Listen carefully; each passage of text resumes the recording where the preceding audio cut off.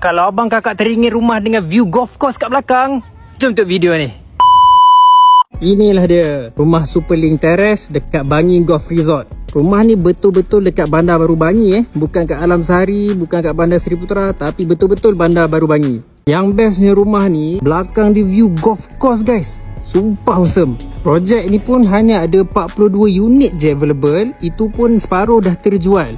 Very low density punya projek. Macam yang saya nak review hari ni ialah rumah corner. Tapi rumah ni dah kena jual But don't worry, ada lagi beberapa unit corner yang masih available. Layout rumah ni pula macam kondo, where you have dapur dekat depan dan ada dua entrance. This is the main one, this one ke arah dapur terus. Rumah ni pun bersaiz 24x80 ya guys. Memang luas. Alright, jom kita masuk. So the first thing you guys can see ialah ruang dining dengan living area. Sebelah main entrance ni you will have a small bedroom and kitchen just beside. Secara jujurnya layout dia agak pelik lah, tapi don't worry sebab rumah ni individu title, so you guys boleh renovate however you want. Dekat bawah tangga ni lah is you guys punya guest bathroom.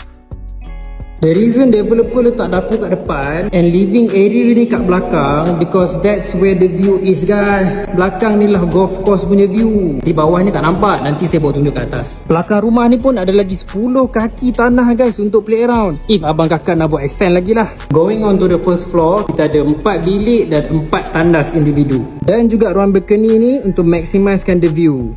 The first 2 rooms ni dia akan menghadap ke depan dan keluasan untuk kesemua 4 bedrooms ni lebih kurang sama. Rumah ni pun tak ada defining master bed sebab semua lebih kurang sama size, tapi kita memang suggest yang facing belakang ni lah ada master bedroom sebab view dia sumpah best guys.